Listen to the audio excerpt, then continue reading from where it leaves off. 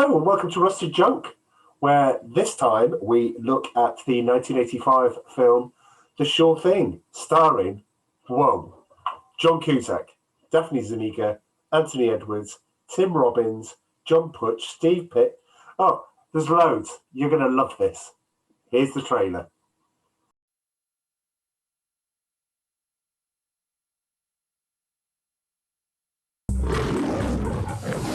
Every man has a fantasy. You want it. I want it. You know I want it. Please. But this one's too good to be true. She's a sure thing, Gib. A sure thing. From director Rob Reiner. How would you like to have a sexual encounter so intense it could conceivably change your political views? Comes The Sure Thing on special edition DVD. A sure thing. Sure thing. My whole life, I never had a sure thing. Packed with new special features. Including cast and crew interviews. I'm Gary Cooper, but not the Gary Cooper that's dead. And much more. Take good care of yourself. You belong to me. Come on, everybody. The Sure Thing is intelligent and charming. Funny, raves the Hollywood Reporter. Did it hurt you? No. It's Friday night! You told her I was a virgin? I'm talking about a total maniac! Lock the door!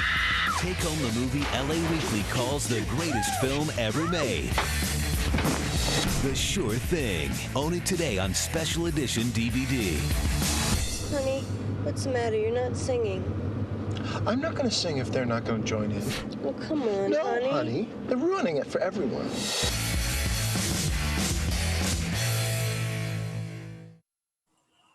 I think this is the first time we've watched two trailers because I do all the prep. Seriously, I do try and look after everyone here. I do try and make sure that I've got all my ducks in a row. I've done my trivia time. I've done the roll call. The one thing I didn't think of is, well, I remember the trailer for The Sure Thing. I remember it, being like funny. What I don't remember is it having the entire film and lasting 50 minutes. Yeah, it was mega long. So we watched that one and we went, well, That can't be the real one. Well, we always try and recommend that you watch the film beforehand. In this case, if you put the trailer there, you probably would have done. You would have seen quite a lot of the gags in there. So the trailer that you've just heard, I can only apologise for because it's for the special edition DVD, which after watching that, I now want. So because it's got bonuses, got extras. You're such a marketer's dream, darling. Well, I did like the fact that one of the quotes was from Blockbuster Entertainment Limited. Well, of course. May it rest in peace. Woohoo! Blockbuster. Love Blockbuster. Mm-hmm. Speaking of that, I bought the Alien Covenant 4K. I know we're going off slightly off point, but I bought that simply because I wanted the extras and I couldn't find them anywhere. I couldn't even find them dumped on YouTube. I couldn't find them on, more illicit places. I couldn't find it anywhere. And I thought, I need to watch these. But yeah, because James Franco's in Alien Resurrection, but he gets killed in the first 2 minutes.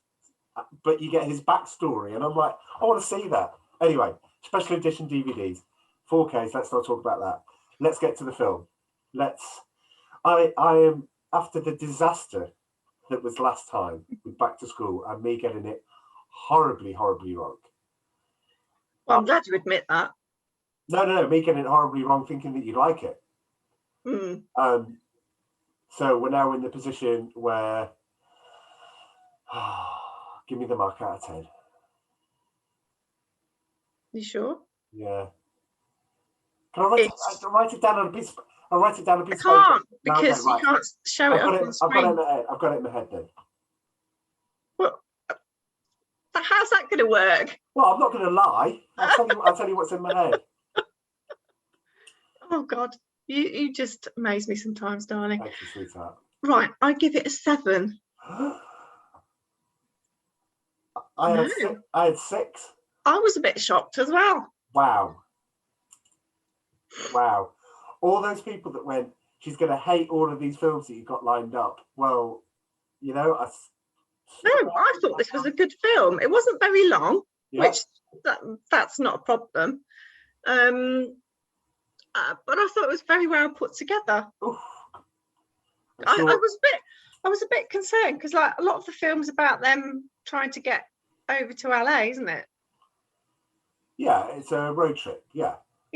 So I was thinking, is he actually ever going to meet the sure thing, the girl, or not? Did you? I mean, we'll go into the story in a moment. But did you think that he wouldn't meet her? Did you guess what was going to happen? Kind of, yeah. Right. I did wonder whether they would actually make it to LA or not. Okay. All right. But they did. I suppose they had to, really, didn't they? But I liked the ending. I liked not the proper end clip ending. That was a bit cheesy. But in the classroom when the lecturer's reading out the story. Oh, the lecturer. Yes. She's amazing. She is. I'd love a lecturer like that when I was at uni. Well, she's amazing. We will get to her. But yeah. Wow, 7. Well, see, I don't think I'll get shouted at as much as I got last time, where I gave it an 8. Yeah. But it's so what's your score then? It's an 8. It's an 8. Yeah, it's an 8. You can't put. You can't put the last film on the same par as this. What is wrong with you? Just have. So yeah. Wow. Your gauge. I would love a back to school Sure Thing double bill. That'd be great. Oh, good Lord. Yeah. I'd watch the Sure Thing again. You sure you wouldn't like to go? I'd like to tame your shrew.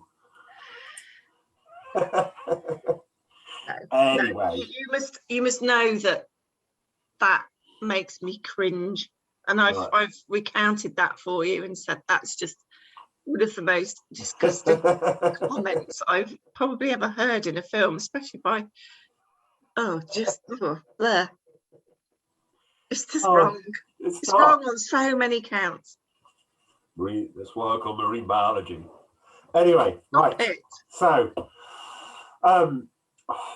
okay. Well, I mean,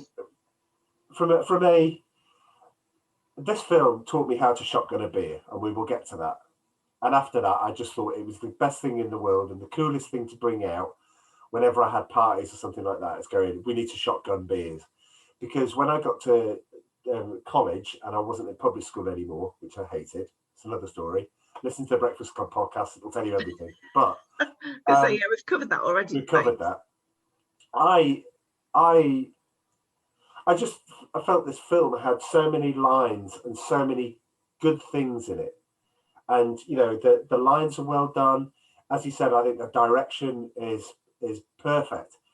We will get to him, but I mean, I can't not mention this is Rob Reiner's film. And this is Rob Reiner. So the guy that directed before this, he directed This Is Spinal Tap. How much? What does the amp go to? 11. But he also directed straight after this, he directed Stand By Me. Then he did The Princess Bride. In fact, let's do it now. Then he did The Princess Bride. Then he did Misery. Then he did A Few Good Men. But he also did When Harry Met Sally. And if you don't think that this film is a warm-up, is a warm-up to When Harry Met Sally, then it's almost like, you remember when we discussed John Hughes, and John Hughes said he went and made Some Kind of Wonderful to right the wrongs of Pretty in Pink? It almost feels... Yeah. Yeah. Which he didn't need to do, really. No, because Pretty in Pink's perfect. But it's almost like in this one, if you thought that he would have got anything wrong, then he's put it right in When Harry Met Sally. But I don't really like When Harry Met Sally. I'd rather watch this 10 times than Harry Met Sally 1. I thought that'd been right up your street. No, I don't like her. Billy Crystal's a genius. I don't like Meg Ryan. She did kind of fizzle out, really, didn't she? She didn't do that many diverse roles at all. Oh God, I'll have what she's having. Oh God, it's awful. Anyway, it's part of the 80s history. I can't be doing an 80s podcast and dismiss it so much. I can't not like that and Dirty Dancing, or maybe I can. Anyway. Right, hang on. These black flies around my head. I'm just going to see, because I've just realised it's getting dark, and I'm wondering whether if I put my light on. Okay, try putting your light. Oh, okay. Ooh. See, what do you think? I was about to say, listeners. What do you think, listeners? Look at that. Look at that. Perfect. No flies on me. Well, if I didn't know her better, I say that was planned, just to say that line. No, it wasn't. I can assure you. See, am I coming across okay? Because it looks like there's a bit of delay when I move That's just you, darling. Does it come across all right? Does it look okay? Yeah, it looks all right. I think it's just Zoom, isn't it? All right, okay. It's just Zoom doing its zoomy thing. Zoomy, yeah. Right, so you do look a bit fuzzy. Have you got enough lights on? I don't know. I've got this thing that you bought me. Oh, whoa. That better? That's a bit better. In the end, we'll be sitting here with candles. going, if I hold it just here, then it works. Then we'll do horror. That'd be great. Torches suspended on strings. Don't rule anything out. It's always a good idea to have candles in the house, just in case. Anyway, right. Always need 4. 4 candles. With 4 handles for forks. 4 candles. Got the O's. Anyway, right. Oh, our American friends, they won't necessarily know where that comes from. Do you know what? Joe will get that because he is a fan of the two Ronnies. It's not just Joe. We have got more than one American friend. I'm not sure, actually. Do we? Who else is in the States? Does Jack listen? Joe, you need to Well, anyone that isn't from the UK, potentially. Well, anyone that isn't from the UK and hasn't stayed at the UK and the two Ronnies has been on the TV and you haven't seen the 4 candles sketch, go and Google it because it's very good. It's great. Anyway, should we go to roll call? Yeah, go on then. Let's do roll call. Here we go. Roll call. So, roll call. Let's have a little game. Oh. Yes. What kind of game? It's a game we all know and love, and people haven't really seen it on the screen. Oh no, it's not for. Well, the thing about it is, Little does she know. The game is Little Does She Know. For those people that are just listening because they thought you're absolutely awful on audio, but I love seeing your lovely faces on YouTube. Don't think they're ever going to say that, babe. I'm hoping somebody may say that about me, but who knows? Who knows? Anyway, we play this game, Little Does She Know, where I give Mand famous people. I mean, we're not talking Chuck Norris. Give me 3 films by Chuck Norris. Don't even know who that is. Right, so we've just lost 3 out of the 5 US listeners because if you don't know who Chuck Norris is, right? Well, we'll rectify. In fact, we'll have to do a Chuck Norris film now as penance. But anyway, that's fine. Right, okay. At some point in the future. Okay, all right, come on then, get on with it. 10 seconds. 3 films. Okay, 15 seconds. Bearing in mind, we've already covered 2. 3 films with John Cusack in. Go. Sure thing. Oh, dear me. Which you can't have. But, okay, go on. The radio. Obviously, left such an imprint on you when in season 2. I can't remember what they're called. Say anything. That's the one. Yeah. No idea what about the others. And Stand By. Let's go Stand By Me. Let's go the brother in Stand By Me. The brother that died. Oh. Yes. Oh, was that him? It was, wasn't it? Yeah, yes. I might get a sound effect for people and of a penny dropping on there. Yeah. Right, come on then, roll call. What other films was he in? Crikey, John Cusack, Gross Point Blank, High Fidelity. Oh yeah, of course he was. Yeah, High Fidelity. He's fantastic in High Fidelity. He's in 16 Candles. He's in... Not 4. No, he's in Better Off Dead, which we're covering this. So you've got 2 more John Cusack films to cover this season. He's in One Crazy Summer with Demi Moore. He's just brilliant. Better Off Dead. I cannot wait to do because it's so good. It's so good. There's loads, and we have covered John Cusack before. Con Air just picks up. The love interest is called Daphne Zuniga. You won't know anything she's been in. The dark hair or the blonde hair? Oh no, blonde hair is Nicolette Sheridan. The dark-haired one, the pretty, prim, uptight girl that hasn't plays Alison. That's right. So she was in The Fly 2 with Eric Stoltz. Eric Stoltz, yes. Just when you thought that I wouldn't be mentioning Eric Stoltz this season, Eric Stoltz was in The Fly 2. She was also in Spaceballs, which is great. Mel Brooks' parody of Star Wars. I haven't seen it, sorry. Okay, got John Candy in it, very good. And she was also a regular, but I never watched it, in One Tree Hill. No, I haven't seen that either. Haven't seen it, no. Do you want to have a go at the next one? Anthony Edwards played his best friend.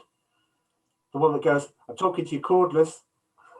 He's not in Top Gun, is he? Of course he is. Is he? Does he play the chap that dies? Oh, spoiler alert for people who haven't watched Top Gun. Yes, he plays Goose. He plays the guy that dies. I knew I'd seen him somewhere. The Maverick and Goose. Yeah. Maverick and Goose. Oh, clever me. Yes. Well, he was in other films, but yes. But he probably, if you put a picture, I think if you put a picture of Anthony Edwards on the screen and you ask people to think what he's been in, they'll either say he's Goose in Top Gun or he's Dr. Green in ER. Is one the other. Dr. Green, I think he played a great part in that. Fortunately, he was up against people like George Clooney and Eric Noah. Anthony Edwards was in Revenge of the Nerds, great film. Fast Times at Ridgemont High, great film for Sean Penn. He was Goose in Top Gun. He was in a film called How I Got Into College, which I guess we'll do in season 14. Don't worry, it is on the list, but way in the future. Dr. Green in ER. He's also been starring in Designated Survivor, which is where Kiefer Sutherland has to take over because he's the only one left. So I've heard of that, yeah. Yeah, but I stopped watching in the middle of season 2 because it just got a bit samey, but apparently he's in it. So it might be worth going watching again because I do like him. The one film I would say to check out is a film called Miracle Mile that he's in.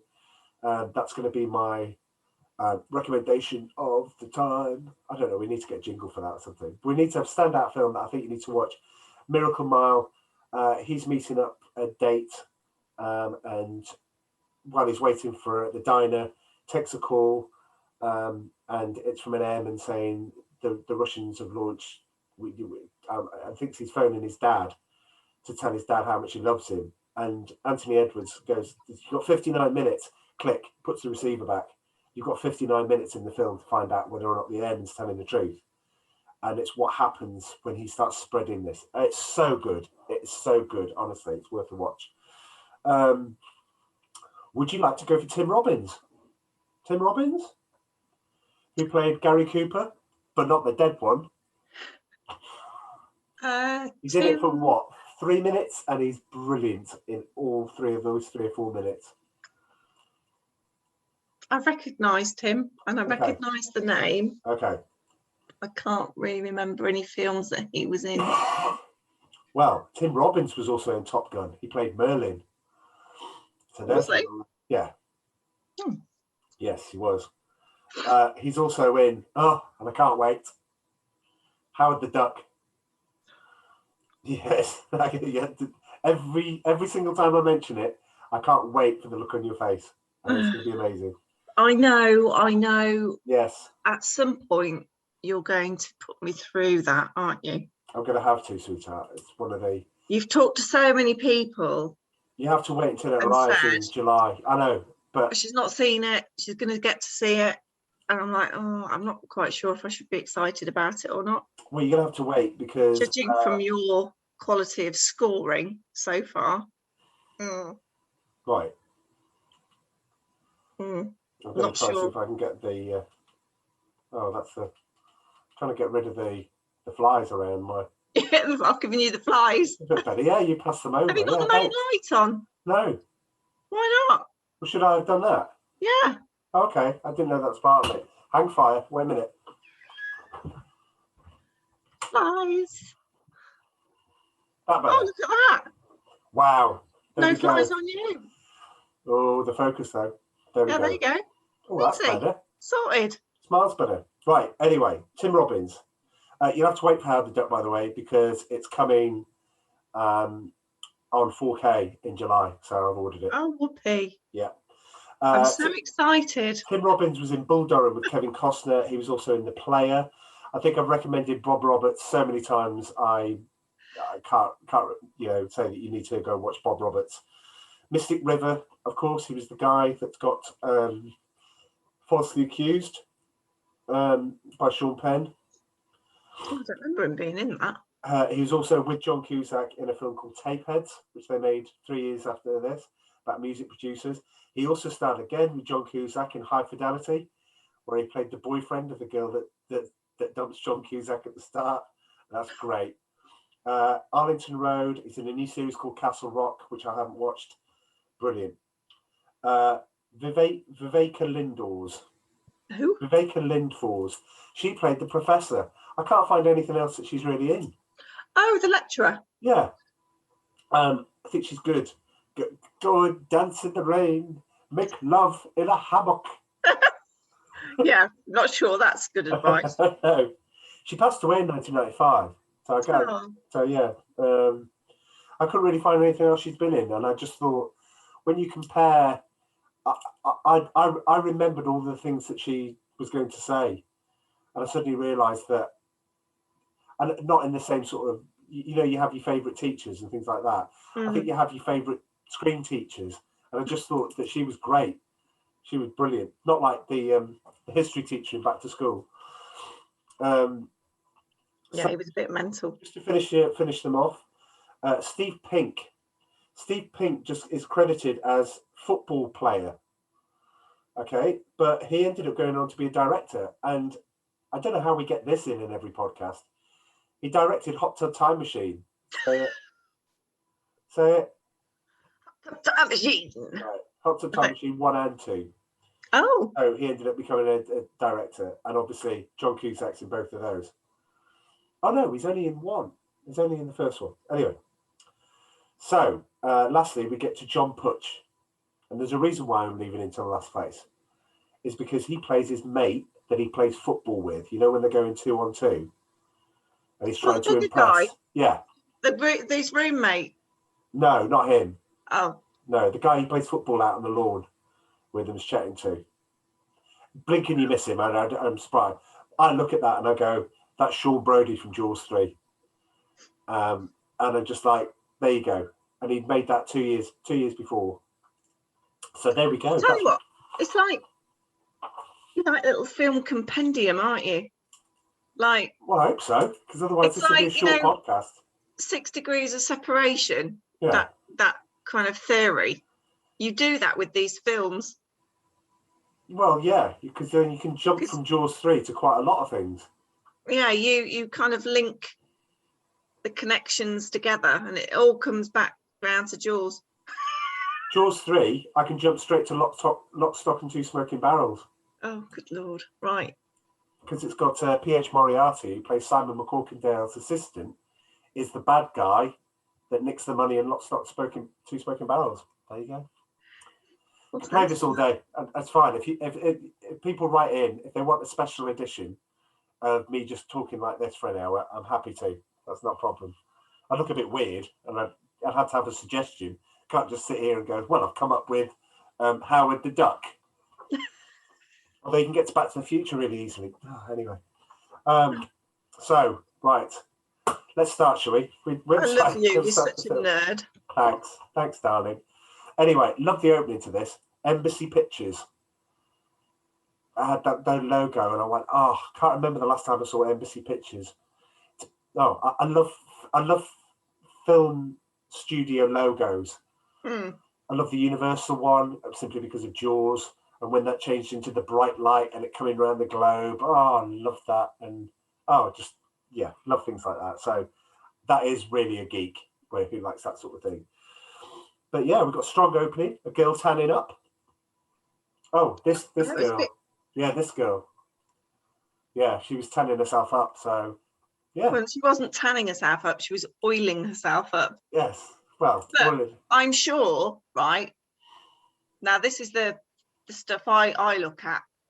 The sun, the shadow that she was casting while she was doing this would have meant it was actually early evening. So technically, did she really need to put that much oil on as some protection? okay. But as a 13-year-old boy watching this, I would say yes, she did need to at any time of the day. Yes. So. Who did her back though? Oh.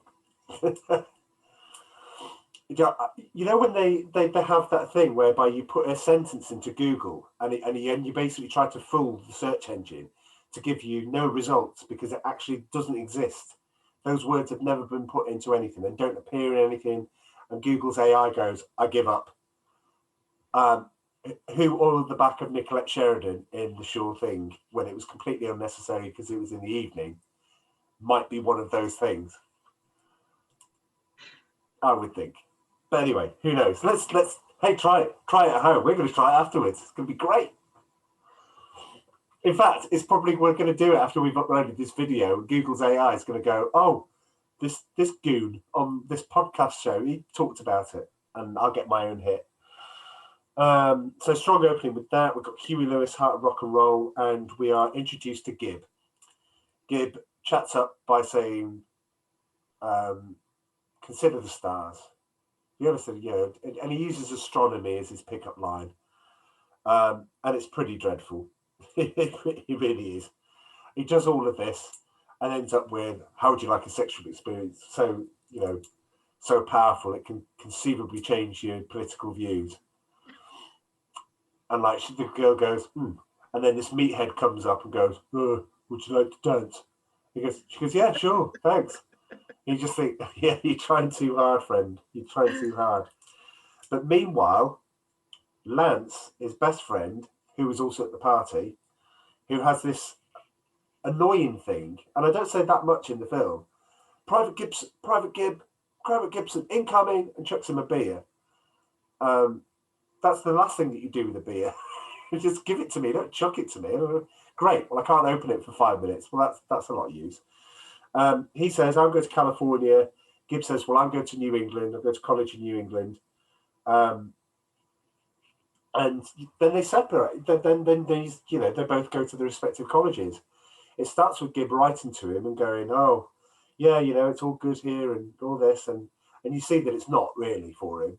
But he's fitting in and it's okay. And then he just went, actually, all of that was rubbish. I'm floundering in a sea of total despair. And he's like, yeah, he's just not getting it. His roommate is this huge fat guy, but he's getting all the girls. And they have this, and he basically eats all his food outside because the guys put the sign on. It's basically, you can't come in. And it should be him getting it. But then it cuts to his teacher. And so it cuts to the lecturer, and she's great, as we pointed out. I mean, what was your impression when you first saw her? Was that her normal accent, by the way? Yes. And where is she actually from then? Oh, you're basically showing me up for not finding out where she's from. But yeah, sorry, I don't know everything about everything. Oh, okay. Well, I thought she played an excellent role, and she brought kind of like the scene to life, because she was talking about enjoying life and just having experiences. It's not about what you have or what you don't have, it's about what you do, and to enjoy life. Absolutely. She has a passion for it when she's talking about things. It's coming from the heart. Could you see some, and I'm sorry to bring it up, it's only because we've only done 2 films this season. Can you see any sort of correlation between her and the Professor Sally Kellerman in Back to School? No. Because when she starts talking, she's reading poetry from the heart. You can't see any. No. Oh, that's a bit of a shame. Oh, I thought I'd get something. I thought I'd end up getting something out of you. No, nope. Yes, really bad. Entirely different. So she starts talking about and saying starts asking the class and starts asking questions, and you're introduced to stuck up Alison, and she is stuck up at the start. She said, "Well, I once fell asleep in Elvis's bedroom when I was touring Graceland," and she thinks that's like the pinnacle of all the best things to have done. No, she didn't fall asleep. She fainted. I thought she fell asleep. No, she fainted. That's even worse. Anyway, Gib is besotted with this girl and he's playing football outside. One of the girls went, "What do you think about Gib?" "Oh, no, yeah. Anyway, she goes swimming. He decides that he's going to try and chat her up. And the way he's going to do that is he's going to say, "Can you help me with my extra, my homework, stuff that I need to do?" So she's swimming in the pool. He's following her and basically does this cool, good little speech, which is like, if you don't help me, I'll then have to drop out, and then I'll go home, and I'll probably get a 6-month grace period, and then he goes through his life history, doesn't he? And then it ends up to like his death, and he's like, "But this one thing that can change all that, and that's you if you help me." Yeah, and then he falls into the pool to try and press her, but he's in the shallow end, so he basically stands up. She swims around him. I love that. That's so good. She comes out. He's waiting for her as he comes out. She's all dry. He's all still wet. I mean, he doesn't look like he's dried up at all. But then she says, "Oh, when can you help?" She said, "Oh, she's looking in her Filofax." Yay, Filofaxes. Filofaxes. Do you remember them? Yep. You see, I didn't have a proper one of those. I couldn't afford one of those. I had the W.H. Smith special. Oh, that awful plastic thing. Wow. I had one. You could buy like the knockoff kind of inserts for it. Like, I really love stationery, and pens and booklets and things, and that's why I love Filofaxes were just like, "Oh my god, I've got to have one of those." I had nothing to put in it. Nothing to put in it like the other. I was only about like. But see, already, it's a mistake. I didn't have a social life. But here's your Filofax. Here's your Filofax, and here's your pen. So you're walking from one end of the lounge to the other, and go, "Oh, that film looks really good. Maybe I need to watch that. Oh, maybe that film looks good. Maybe I need to watch that." And do you know what? You would have been. I'd have ended up like you. Oh. See, and that's the thing. See, that's the eventual aim. I had some mates that I went out with. So did I. Who do you think I talked to about these films? Have you ever shotgunned a beer, by the way? No. Right. Well, there you go then. Thank you. Rest my case. Fine. Anyway. Have you ever snorted vodka? Yes. You ever snorted wasabi? Oh God, no. Right. Anyway, let's not play a game of tennis and stuff like this, because we've done upside down drinking though, haven't we? We introduced that to Greece and then to the island of Rhodes. Yeah, I got sambuca in my eye. That hurt. Wasn't the worst thing that happened to her that night. But anyway, she looks in her Filofax. That laugh, that look should say it all. Should really do. But anyway, by all means, write and get in touch. Leave a comment below. Find out. We'll tell you everything within reason. Anyway, she looks in her Filofax and she says, "What about?" She's going through everything, and he says, "How about 8 o'clock on Friday night?" She goes, "Well, I don't know. That's when I rearrange my sock drawer." Yeah, that's what he said. Yeah, that's what he says. Yeah, when she says, "How about 8 o'clock?" Anyway, cuts to Friday night. Window goes up. Guy going out there, beer in his hand. It's Friday night. Puts the speaker in jams it in the. Oh, wonderful. Cookouts. There's barbecues everywhere. There's bars. There's outside bars set up. I just thought, this looks great. I want to go here. They're playing hockey in the hall. He knocks on the door. She's on the phone to her stuck-up boyfriend, Jason. We don't know he's stuck up at this point. but he's the boyfriend. And it's almost like, you know, he's there under false pretenses. You know, they go out, and he said, you know, oh, this is a bit stuffy. We need to go out. You know, we need to go to the roof or something. We need to go get something to eat. Have you ever eaten food that's bad for you? And she's like, well, no. You know, why would I? She's perplexed by all of this. They go up to the roof, and his roommate had basically said, "How you chat up girls," which is, you know what? I've never said this to another girl. But he's floundering so badly that he ends up using his roommate's lines. It's a bit like that thing in Friends where they start recounting the story about going on holiday, and Joey goes, "That's my story." And Rachel starts using it on Ross, and it's good. But she sees through this. She sees that he's just trying to do this chatter up. I love that line, and it is in the trailer where he falls. She pushes him to the ground. She falls down and goes, "Did that hurt?" He goes, "No." She lands up and gives him a right old kicking. I just thought, I love that. It's brilliant. So we've got this situation now where he apologizes the next day, and we start to get this little wry smile from her, as in like, yeah, well, you know, all right, okay, it's not all bad. She's not shutting him down, but it's kind of like the start of something. Did you think that? Did you? Yeah, slowly. I think she was thawing Slowly, absolutely. But Lance calls, obviously, so we get to the point of the whole film. I'm talking to your cordless, Betty. Oh, brilliant. So he's got to get there by the 22nd of December in order to meet, and I shall move out the way, Nicolette Sheridan, the sure thing, who is basically on a promise, as they said in the trailer. No strings attached, you know, nothing else involved. It's just purely sex. Just get yourself here. He tumbles out. He's looking for it. He goes to the bulletin board. He finds somebody that's going, car share that's giving him a ride, and the car turns up. Who's in the car, sweetheart?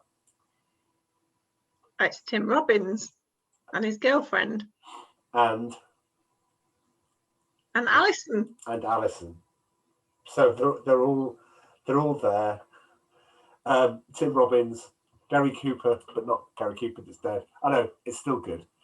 But his thing is that they sing show tunes on the way, and he's got to get from one coast to the other. And it's like, button up your overcoat. And it's just, I love the two of them. It's brilliant. They turn up at a motel. Tim Robbins and his girlfriend are sharing a twin. But meanwhile, the double that's in there, John Cusack gets in, and she's like, "What the hell do you think you're doing?" And he's going, "I'm not sleeping on the floor." Well, fine. Anyway, they're arguing, and Tim Robbins is getting more and more upset because they didn't sing show tunes in the car. They're arguing here. It's all getting a bit too much. And then, so we cut to the next day. It continues. Tim Robbins is still a bit miffed about it all. It's getting all to a head. John Cusack brings out a Twinkie, which, again, for our people that don't live in America, is just a sugary cake thing. It's just awful. And he just puts it in his mouth, and it's just going, ugh. It's just like, that's just horrible for you. Takes out the can, puts the pen into the bottom of the can, and then puts it up, clicks up to his mouth, and pulls the trigger. And the idea is that the gravity just forces all the drink out as quick as possible. So that's the idea. And she's like, "What are you doing?" Meanwhile, in the front, you've got the simmering thing with Tim Robbins. "Oh, make it stop, make it stop." And meanwhile, they're arguing in the back. Guy drives past. What's the? You can take the next bit. What happens in the next bit? I was a guy in a truck. I don't think he's the driver. It'd be quite hard to do if he was the driver. He's the passenger. Drives out. He's pulling a moonie. He's got quite a hairy bottom.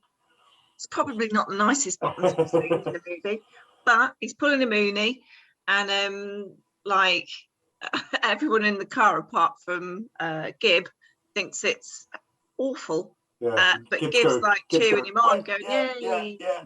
like that. And like him and like Ali, they then start having a go at each other, and she's saying, oh, it's like, it's not funny at all. And then he's like talking about spontaneity and like just having the moment. And she was like, and then it gets her riled to the point where she's like, you want spontaneity? I'll give you spontaneity. And then literally, completely unlike her, takes the top off and then gets her boobs out. Yeah. Out the side of the car. Come to mama, boys. And then they get pulled over by the cops. They pulled over by the cops. And I love John Cusack's line when he's goading her, repressed. Just like, so she feels that she has to do it. Do you know what? I always remember that people remembered that scene, come to mama, boys, right? But when she gets back into the car, she feels, it looks like she's crying and she looks like she's ashamed of what she's just done. Yeah, no, but it's almost like the spontaneity has completely knocked her out because she wasn't like used to it or getting to it. She probably wasn't. It's not very often you get your boobs out, is it? Nearly. We might have to tick that button, and when we go to YouTube, does this contain swearing? No, we discuss birds. Tweety birds. Birds. She nearly gets a boobage out. Yes. It's not an everyday occurrence, really, is it? And the cops go speeding, drive without a taillight. John Cusack sticks his head out, driving with a load properly not properly tied down. Unsecured, I think. You laugh at these one-liners. Back to School did nothing for you. No. Right? But you laugh at these one-liners. There's hope. There's hope for this season. There really is. That's fine. So then Tim Robbins has had enough and he's just literally boots their suitcases out the back of the car, tells his girlfriend to lock the door. She's screeching, being all over the top. And then he gets on the bonnet and starts singing, doesn't he, John Cusack, to try and get Showtunes. Feelings, nothing more than feelings. Like, it's a bit late now. So they're left at the side of the road, and then they have to fall it out, don't they? Yeah, and then they have to find a ride. And again, we come up to another scene where John Cusack. I mean, the more you think about it, the more that when you watch John Cusack's films, this is really a very early contender for one of his best films, because what happens next is she gets picked up by somebody in a truck, and he goes, "I wouldn't take that ride if I were you." Yeah. And the ride's not for him; it's just for her. And she goes, "No, I definitely wouldn't take it." She goes, "Well, you're not me, you know." "Oh, no, fine, I'm going in." She gets in there. It's just a sleaze bag, isn't it? Oh, he's horrid. Takes his wedding ring off. Oh, as soon as she gets in, takes the wedding ring off. Takes his wedding ring off when he's just like getting her in the front seat. Gets all lonely on the road. You know, you don't see many people and all this sort of thing. And like she's talking about her boyfriend, he goes, "You sure are pretty." And you're like, and then he pulls the car over, and she goes, "What are you doing?" And he goes, "Well, you know, basically, he tries to rape her." And it's visceral in the sense that it's a really uncomfortable moment in a comedy film. It's a really uncomfortable moment at any point, but somehow it doesn't seem funny until you realise what the payoff is while she's trying to get away from him, John Cusack has jumped into the back of the truck, sticks his head up about the back, and you think, what's he going to do? Is he going to drag this guy out? Is he going to, beat the heck out of him? What's going to happen here? No, John Cusack does a John Cusack bit, comes in and goes, "Oh, that's great. I've been waiting there for ages." And starts playing this crazy person, which is like... Yeah, it's genius. It is genius. And then he goes, at the end, he's like, "Do you know what? I think I don't want your ride anymore. And I think I'll take your wife too." And ends up saving her. And I think when she sees that, I think that's the turning point in the film for me. Because what you get from there is she goes to say, "Right, I'll do the rest of it by coach. I'll buy a ticket to coach, it costs $89. He's only got 19 or something like that. A guy in this really scary bus station. $18.77. Oh, very good. Thank you. He says, well, I can't go because I can't afford it. And she goes, you know what, I can lend you a bit of money and stuff like this. Anyway, he doesn't know how he's going to get there. He's resigned to it. He sees the coach leave. Next thing you know, she didn't get on the coach. And she goes, and it's almost like she can't leave him. And she also wants to know a bit more about living. I think she wants to understand what it is. The next scene, they're in the hotel room where he's wrapped a towel around her and he's teaching her how to shotgun. So he's doing that and how to do it. She takes one mouthful, it all goes straight into the mouth at one time. It goes everywhere. That's for real, isn't it? That is for real, yes. That is for real. And he's just covered in beer, his tracksuit bottom. It's soaked in beer. But he thinks that they're getting closer. And he thinks there's something happening here. And I guess he's not prepared for it because all he's thinking about is sex with her. So that's all he's thinking about. But he goes to get ready, and he thinks she's talking to him. And he goes out, and she can hear it talking to a boy. She's checking in with a boyfriend. Yeah. And basically going, oh yeah, no, I've got all this space and no one to share it with. And basically, and what is she telling her boyfriend? With what? She obviously hasn't told him she's traveling with Gib. No. Yeah, in fact, where would she say that she is? She probably still says that I'm with Tim Robbins in the car, and you know that I'm just getting the lift or something like that. So the weird thing is John Cusack gets a bit of a monk on. Sorry, the listeners outside of Leamington. He gets a real he gets moody about it. Yeah, cob on. Gets moody. Gets the right top on his Swede. But yeah, so he ends up going out, going to a bar. Can I see some ID? Thank you, Doctor. Thank you, Dr. Robinson. You know, it's like brilliant. But then he gets drunk with these two strangers. And they start singing, and that scene seems out of place. Well, no, say that, yeah, but it isn't though, is it? Because he's having life experiences. He's like not bothered about it. He's like, yeah, I'm just here to drink whiskey and beer. But how's he buying drinks for everyone? Because he just keeps buying drinks for everyone. I don't know how he found the money, unless it's an incredibly cheap bar. I think she gave him that $50 in the bus station. Do you think he's spending that then? Yeah, I think she is. Yeah, I think he is. Yeah. But they end up singing. What did they sing at the end? It was a Christmas song. Oh, it was. I can't remember the song. I should remember it. It's Tony's Cocktail Lounge, anyway. I remember that. It doesn't sound like the sort of place you go to just drink whiskey, but anyway, Cocktail Lounge is there. He gets back. She's waited up for him. He gets in. He's got beer cans around him. He smashes a beer can on his head and then collapses into bed. And she wraps him up in the quilt, and she sleeps on the floor because she's looking after him. And I thought that was really sweet, because maybe she realised that he'd overheard, or maybe he realised that, you know. And again, it's something happening. And I think this is one of the genius bits of the film, is that you've got this funny film, you've got this teen road movie film in there, but you've got this really nice simmering bit, which I don't think is there in when Harry Met Sally. I just don't think it's there.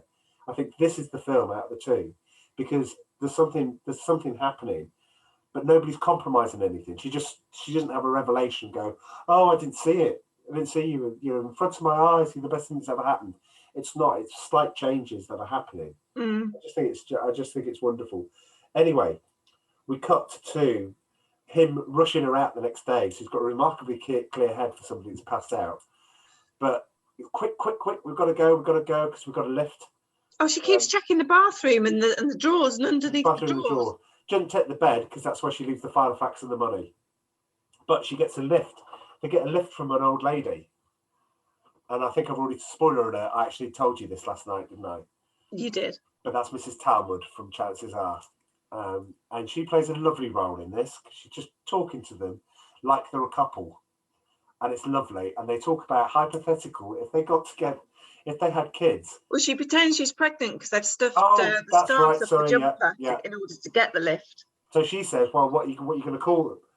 And because it's fake, they've never had the conversation. So she goes, "Oh, well, obviously, if it's a boy, it's Elliot." She goes, "Elliot?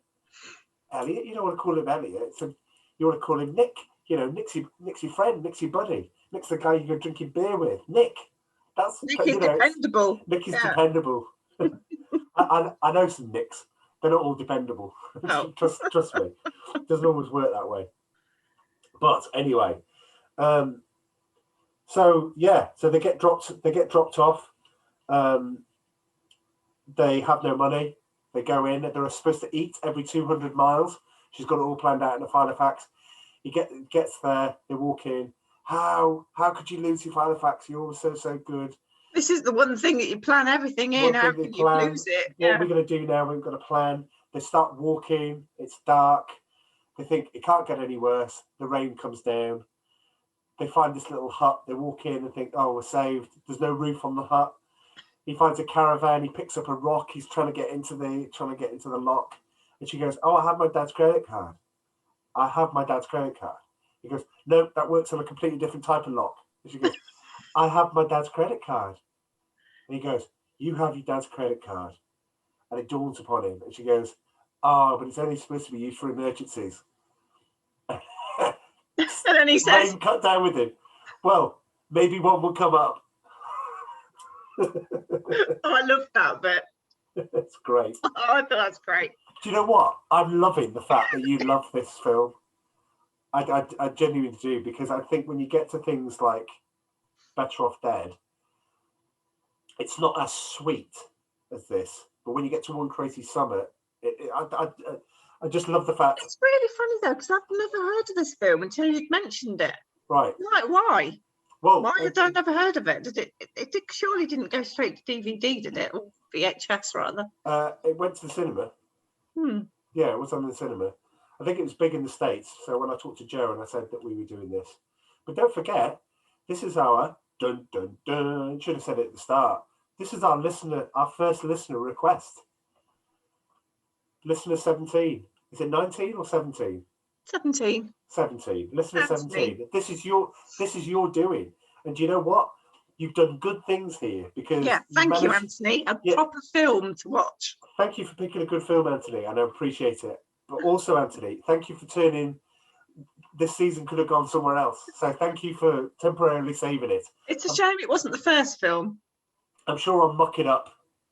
I'm not sure how she's going to feel about Summer School. For those people who've watched Summer School, look, it's part of it. Okay, it's fine. We'll just do it. So they're out. They're eating, having fine wines and fine food. She's having the fish. He's having the veal. It's all quite nice. And they're like, staying there. And they look like a proper couple. They look like a proper very couple. Good conversation, coupley conversation. And she's saying, he's talking to, she says, "Oh, you don't have to, he automatically goes to grab his stuff to sleep on the floor." And she goes, "Oh, you don't have to sleep on the floor." And then he starts talking to her about Jason, and he said, "Look, is he good for you? Is he excitable for you?" And I think she starts to realize that Jason isn't the right person for her. She's like, "Look, we're both going to be lawyers. I'm going to have his kids. We're going to have the white picket fence and the apple pie and all of that sort of stuff." And she hasn't really stopped to think about the sort of farmhouse cabin or something, because they're both like nature. Yeah. And you're like, oh, it's all a bit weird. Anyway, cuts to him. He's been having dreams. But the one thing that we should be mentioning, he's occasionally when he's sleeping, he has dreams about him with the sure thing. This one cuts to the villa that they're in, that he dreams about. Walks up, goes into the shower, opens it up, and it's her. It's Alison. Yeah. So she looks really pretty in that. Yeah, really pretty. Yeah. Anyway, they managed to get a lift. It's always amazed me, right, how some actresses can look really pretty when they're in the shower. Yeah, it's that whole kind of look of. You got other examples? No, not really. But sometimes in films, you know, they do shower scenes and whatever.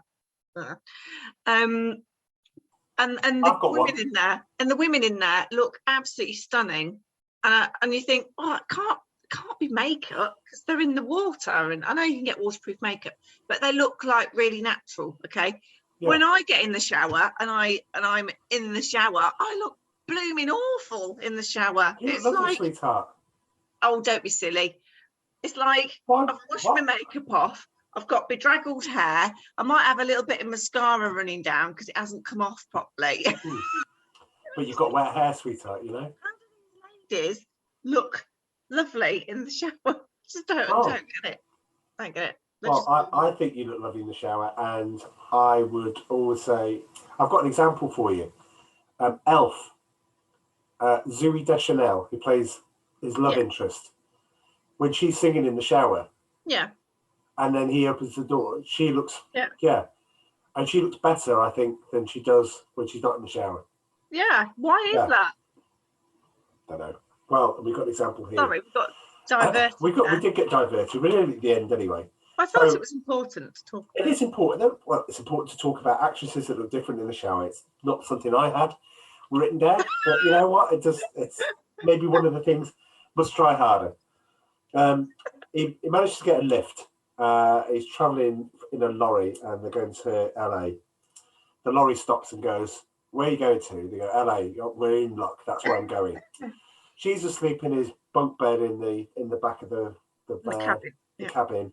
He's talking, and then he said, "Oh, well, how come you got to get to LA?" And he's just talking to him, and he starts talking about a sure thing. She takes umbrage because this is the first time that she's heard that this is why he's going to LA. It's never really come up of why it's happening. And he goes, "A sure thing? No strings attached?" You know, starts repeating it all. He goes, "You pay the parking tickets, I'll get you there." Right? And just puts his foot down on this thing in order to get in there on time. So then they go the separate ways. She's got a massive problem because she's not speaking to him about this. But then he goes, "Why?" And then she went, "Oh, sure thing, no strings attached. Yeah, I heard it all." And he's like gutted that this has now happened. It's gutted that she feels this way about him, right? And he's not happy about it. You know, we would think he'd be running to this party to you know, in order to get there. She goes off to see Jason. He goes off to. But this is it. We had a discussion about this, didn't we, when we saw the film? And I said, "Why is she getting all uppity? She's no right to be all uppity with him. They're not in a relationship. She's in a relationship with somebody else. Why is she getting all cross with him?" Well, and I that really annoyed me. Yeah. But she's got no right to act that way. Let me ask you a question I was going to leave towards the end, but it's probably worth telling now. Can you make this film now? Could you make it now? Yeah. What, a girl basically clueless is offering herself up for sex, and the guy is just travelling halfway the country just to have sex with her. Yeah, the answer is no. I'll fast forward it. There's no way that this film will get made today. Do you think? How are you are demeaning women? The disgusting scenes of her oiling herself up, especially when it's 6:30 at night and she shouldn't be, you know. And there's no need. But you would not be able to make this film today. She's getting uppity for the very reason that you can't do this, because she thinks she has feelings for him. Obviously she has, because she's had this experience with him, but she's getting jealous and she's going, I can't see why. Are you that shallow that I thought I knew you, and now I thought, with this revelation, you're just coming over for a bit of no strings attached sex? That's why she gets uppity. Yeah, but I can understand the reason, but she's no right to act that way to him. Okay. Because they're not in a relationship.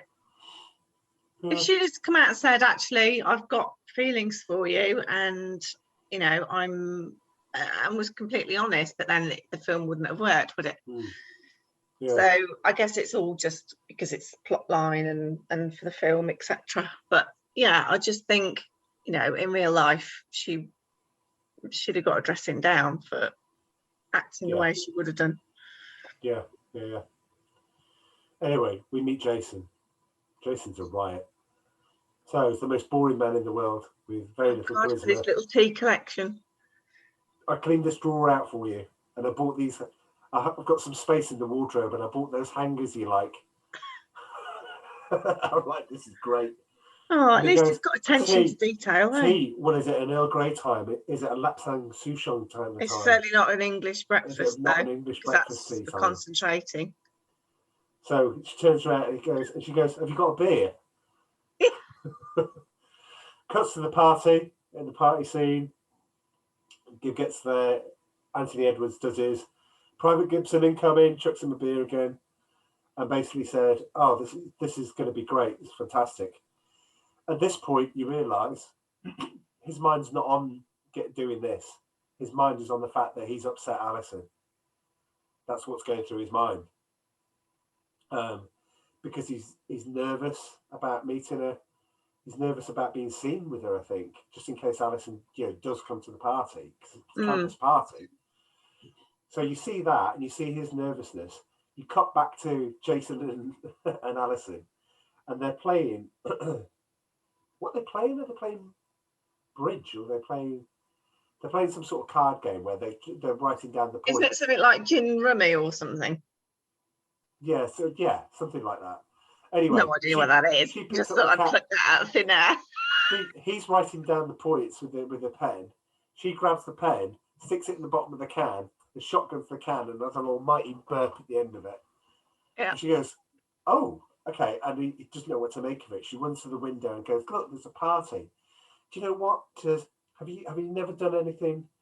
Have you never done anything impulsive? Let's do something impulsive. Let's do something impulsive." He says, "Well, I could give you 50 points. I could spot you 50 points. That'd really make things interesting." Like, oh, Jason, you're wonderful. Oh, he's great. He is great. Anyway, cuts back to the party. John Cusack's going, "I'm 19. Maybe, I don't know. Maybe I'm too old for all of this." What? What? Anyway, meets the sure thing. While they're talking, Alison walks in with Jason. They start this weird thing where they're on the dance floor and they're both trying to, not notice the other one, but not notice the other one, and he's make the other one jealous. That's what they're trying to do. He said, "Well, let's go." John Cusack goes, "Right, okay. Well, let's get some, drinks, and we'll go upstairs and we'll do all of that." The fact is, she's only having sex with him because Lance, Anthony Edwards, has said to her that he's a virgin, and by the way, he's also gay. Again, no, might be gay. Might be gay. Well, might be gay. But it gets shouted out, doesn't it, once the music stopped? Yeah, but it's more like and you might be gay. But I think it's the virgin thing, because if you were remaking this now, you couldn't say the reason why he's doing that is because it was gay. I think the funny bit is because he said he's a virgin, and I think that's the thing. Even though the show's stopping, anyway, goes up to Lance's room. Lance, like everybody else in the 80s who was in college or university or polytechnic or wherever, had a picture of the tennis player with her back to the camera, scratching her ass. It was just there. Well, I did. Anyway, so the thing is, it was because of the whole thing. I've got written down here, and I don't remember. It was kind of like she questions whether or not she loves Jason, and then weirdly, it cuts back to college, and you think, well, what's going on here? What's happened to them? Did he go through with it, and what happened to her and everything else? To get into the same thing, the professor comes out and goes, "Well, I have something rather unusual to read out." So what happens next, sweetheart? Oh, she reads out the piece that Gibbs written, and it's called "The Sure Thing." And it's literally a synopsis about the whole film, cut down into a short sort of I don't know, short sort of story like piece. Thing, an essay. And it goes on to say about, you know, how this girl is lovely and it's a sure thing and he should be doing this, but the fact is he can't do it. And the guys are reacting to it when he's going, oh, I'm going to be there. And the guys go, yeah.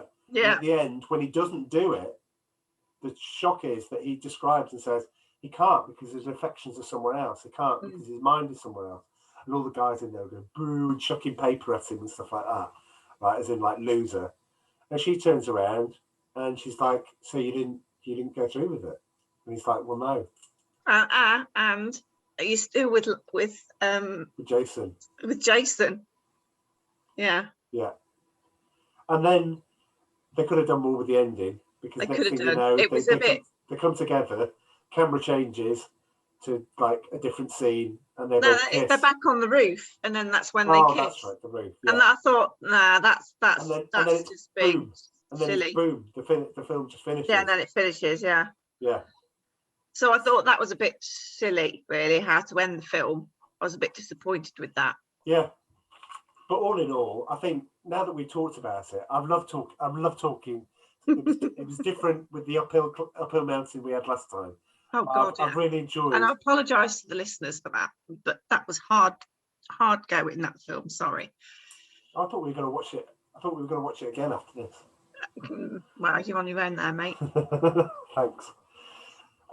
Shall we do? Because we're running a little bit over. Because we've got so engrossed in it. Because it's a good film. Anyway, let's cut to trivia time. Shall we go? Yeah.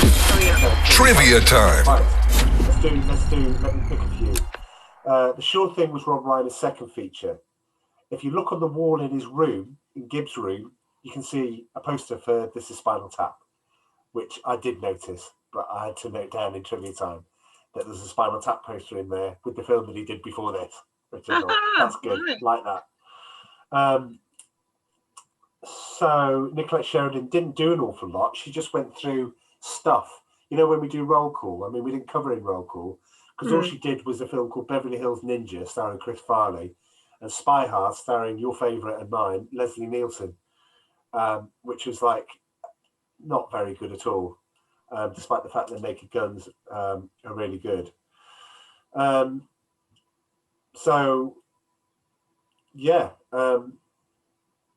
Look out for a very young Steve Pink, she says. He plays football with John Cusack. He co-scripted Gross Point Blank and appears as a security guard and former classmate. I forgot to mention that he was in Gross Point Blank as well, which I thought is extremely good. There's two taglines for this film. A romantic comedy from Rob Reiner was one of them, easy enough. And a sure thing comes once in a lifetime, but the real thing lasts forever. Oh. See? So, Gina Davis is a very brief, uncredited appearance in the party scene. I need to go back and have a look at that because Gina Davis and Tim Robbins were a thing. The rear bumper of the light blue Volvo station wagon, which was on the road trip, which was Tim Robbins, has a sticker on the back of it that says "I love E.T." Can't see many of the references there, but there isn't much to do that I could find from trivia time. So I think it's a good solid film that I would watch again now. Yeah, I'd watch it again. Because I said to you that I'm rewatching Summer Rental with John Candy. I was like halfway through it when we were talking about when we were covering Back to School. You would get on with that, and I know where you are now with something like this. But I really do think that you're going to like some of the other ones that we put in here. Some of the other ones. I mean, we have got how it is in there, but you know, I just think we're going to cover some. You know, a non-comedy is going to be the next one. A non-comedy. Yeah. Right. Okay. I don't know which one it's going to be. We haven't chosen. We've got a list. It could be Blue Thunder. It could be Mosquito Coast. But you know, we'll do something like that. But yeah, I've really enjoyed doing the show. I really enjoyed watching it with you. You did have many guffaws in this one. Oh no, I'm sorry. There were still guffaws in there. There were plenty of chuckles. There were lots of chuckles. There was no guffawing. Yeah, I think guffawing is like a really loud laugh that goes on forever. No, that's a belly laugh. No, I don't do those. Okay, all right. Well, anyway. So, can we have some comments? This is what another thing I'm going to say, right? You can see when we get to our credits how you can contact us. So, just type in Rusted Junk, you'll find us in some way. We are in a search engine world, so you'll be able to find us somewhere. But give us some feedback. Give us some things we'd like. Please, I always watch videos and I always go, I wonder why they do this. And I'm thinking, yeah, we're not trying to monetize. We're not trying to make any money out of this. We would just like a subscriber because put the trailers in. I know, because we found that out. When we put the trailers in, we get a strike against us.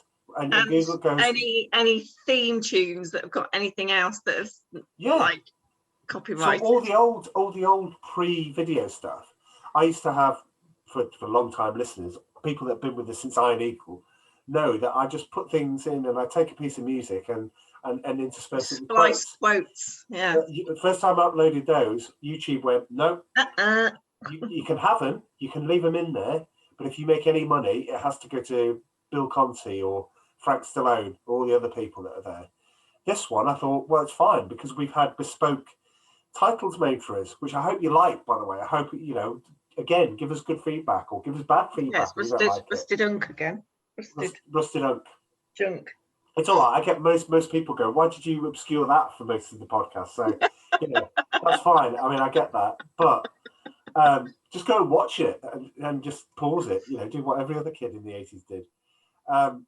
So, yeah, in short, just subscribe, get in contact. We'd love to hear from you, and we'd love to know that you like this.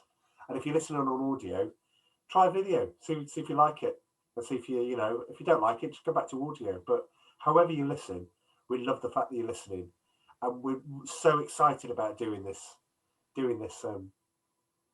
season. Well, I am anyway. Anyway, on that note, I think we've done the sure thing and we've done really well with it. So cool. Enjoyable. Yeah, absolutely. So I'm going to say to everyone, love you all, listeners, watchers, listeners. Where can they find us? Oh, I've said all that. You're about to see because the titles at the end